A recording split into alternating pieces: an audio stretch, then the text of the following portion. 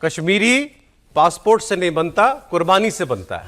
कश्मीरी कुर्बानी देने के लिए है, कश्मीरी मरने के लिए, तो भी वो साबित होगा कि वो कश्मीरी है। ये पाकिस्तान का रक्षा मंत्री कह रहा है और आपने भाषा सुनी, ये लोग, वो लोग।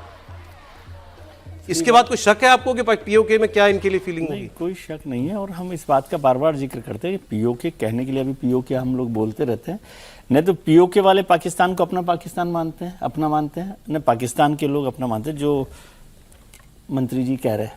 तो इसलिए दोनों के बीच में नफरत इस कदर बढ़ गई है कि वो वहाँ पर कुछ हो नहीं सकता। और ये बात जो उन्होंने कही वो ठीक बात कह रहे हैं, वो कश्मीरियों की कुर्बानी ही तो चाहते हैं। मैं रोज कहता हूँ कि पीओके में पाकिस्तान एडमिनिस्ट्रेशन का क्या है, कोई डेवलपमेंट पे काम नहीं, केवल वो आतंकवादी, अपने जो आतंकवादी हैं उनको वहां रखने के लिए, उनके सेफ हाउस बना रहे हैं, उनके सेफ हाउस के लिए काम में लेते हैं। और जब मरना हो तो वहां के लोग मरे।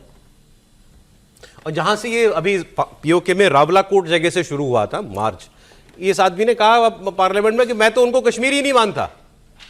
जिस जगह से एजिटेशन शुरू हुआ वो कह रहा है मैं तो उनको कश्मीरी नहीं मानता। एक इनके वो लाल टोपी पागल आदमी को देखा, यूट्यूब पे भी देखा है, वो तो गालियां दे रहा है। वो कह रहा है कश्मीरियों की जगह, पीओके वालों को लिख रहा है, कश्मीरियों की जगह हमने इनके लिए इतना किया, इनके लिए और कुछ करने की जरूरत नहीं, सिवाय इनको 6 गज की जमीन दे दो। देखिए उनके कहने का मतलब है कि पाक ऑक्युपाइड कश्मीर जो है वो आज एक आज़ाद और स्वायत्त क्षेत्र है। उसकी लड़ाई कश्मीरियों ने नहीं लड़ी है, उसकी लड़ाई पाकिस्तानी आर्मी ने लड़ी है, पाकिस्तानी रेगुलर्स ने लड़ाई लड़ी है। तो इसलिए वो आज़ादी की कीमत नहीं समझते हैं। और दूसरी तरफ कह रहे हैं कि ये जो इस साइड वाला है वो बंधक है। मूलतः ये आज़ाद कश्मीर जो है वो यही है, आज़ाद कश्मीर है। लेकिन वो ये भूल जा रहे हैं कि ये उनका दायित्व बनता है कि वहाँ के रसद, सप्लाई, ईंधन वगैरह सारी चीज़ें जो है वो, और ये आज़ादी से पहले से है। आपको जानकर के हैरानी होगी कि आज़ादी के बाद एक स्टैंड स्टिल एग्रीमेंट हुआ था, अच्छा, भारत और पाकिस्तान के बीच में, सॉरी जम्मू कश्मीर रियासत और पाकिस्तान के बीच में, कि जब तक हम अपना निर्णय नहीं लेते हैं, हाँ, तब तक आप कुछ नहीं करेंगे, तब तक आप रसद वगैरह सारा सप्लाई ईंधन आप करते रहेंगे और इसमें कोई हस्तक्षेप नहीं करेंगे। आपने ठीक कहा। इसलिए उनके साथ हुआ था। भारत ने उस समझौते को नहीं माना था क्योंकि वहां पर वाकई जो सड़कें थी वो हमारे से उतनी जुड़ी हुई नहीं थी जितनी लाहौर से जुड़ी हुई थी। समझ रहे हैं कि नहीं? तो यहां पर जिस पाक ऑक्युपाइड कश्मीर की बात कर रहे हैं वाकई उनका सप्लाई चेन तो वहीं से आता है। इंटरेस्टिंग बात है। हाँ, तो वो यदि आप नहीं कर पाते हैं तो फिर आपने उनको दिया क्यों? सर, अब एक खबर आपको दुनिया के एक दूसरे हिस्से में जो लड़ाई सबसे अब ज्यादा पुरानी हो चुकी है उसकी बात कर लेते हैं, रशिया यूक्रेन। इसका तो कोई अब नाम ही नहीं। अब लेकिन अब ये अपने बहुत भीषण फेज में चल रही है। बिल्कुल बिल्कुल। जेलेंस्की ने कितने साल हो गए सर, कब शुरू हुई थी? 20 में, 4 साल, 4.25 साल हो गए। 22 में 4 साल हो गए। जेलेंस्की ने 40 दिनों का, यूक्रेन के राष्ट्रपति ने 40 दिन का एक ऑपरेशन शुरू किया है। उसने कहा कि मैं 40 दिन के अंदर इतना कमजोर कर देना चाहता हूं पुतिन को, रशिया को, कि ये जंग से पीछे अपने आप हट जाए। तो इसमें उसने पूरी ताकत झोंक दी है। टारगेट क्या कर रहा है वो? टारगेट कर रहा है रिफाइनरीज। अभी 2 बहुत बड़ी रिफाइनरीज जो हैं उनके ऊपर ड्रोन अटैक कामयाबी के साथ यूक्रेन ने कर दिया। इनके हाईवेज, इनकी सप्लाई चेन्स, इस पर डायरेक्ट अटैक कर रहा है। और जेलेंस्की ने, और वो 1,000 ड्रोन एक बार में भेज रहे हैं यूक्रेन के लोग की सेना। तो पहली बार पुतिन भी दबाव में दिख रहे हैं। अच्छा, वहां पे भी कोई इलेक्शन, वैसे तो कोई डेमोक्रेटिक सच कंट्री नहीं है, लेकिन कहने को इलेक्शन होता है, वो इलेक्शन हर बार पुतिन जीत जाते हैं। तो सितंबर में है ना फिर। हाँ, तो उससे पहले ये अपनी रूलिंग पार्टी जो है उसकी कन्वेंशन में बात कर रहे थे और वहां इन्होंने एक अजीब स्टेटमेंट दिया।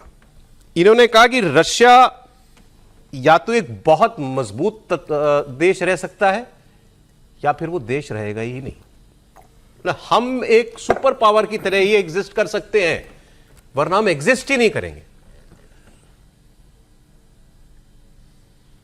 Can only be a strong and independent country, or there will be no Russia. There are only 2 paths. Whenever we show weakness, we are being ignored and being treated only with a violent approach. They always test us. They try to remove us as a global factor of power that stands against evil. Like I said, they have always failed. They will fail this time, and they will fail forever. क्या Putin दबाव में है इस जंग में अब त्रिपाठी जी? नहीं, देखिए, दबाव में तो अगर वो नहीं होते तो अलास्का मिलने के लिए नहीं जाते वो ट्रंप से, तो दबाव में तो निश्चित तौर पर हैं। और चूंकि अब लड़ाई जिसको कहते हैं ना कि कहीं रुक नहीं रही है, तो पुतिन के लिए बहुत अच्छा नहीं है, क्योंकि भले दुनिया को ये लगता है कि अरे उनके साथ चाइना खड़ा है, क्या दिक्कत है, लेकिन पुतिन दरअसल इसको बहुत अच्छे से देश के तौर पर नहीं ले सकते कि पूरी की पूरी डिपेंडेंसी उस चाइना के ऊपर हो रही है, जो एक समय में यूएसएसआर रहते हुए सबसे बड़ा विरोधी देश था। तो ये चूंकि अब लोगों को नहीं समझ में आता, इतिहास के तौर पर लोग भूल जाते हैं, लेकिन यूएसएसआर और चाइना का तो सबसे बड़ा प्रतिस्पर्धा थी। कई लोग सोचते हैं कि दोनों कम्युनिस्ट कंट्री हैं, तानाशाह हैं एक तरह से, लेकिन ऐसा नहीं है।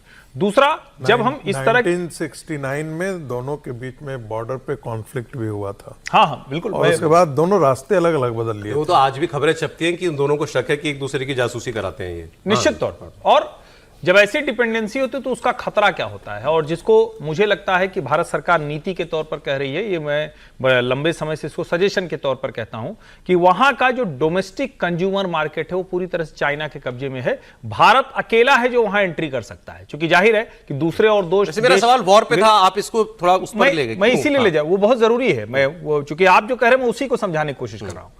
पूरी इकोनॉमी उनकी डिपेंडेंट हो गई है चाइना के ऊपर।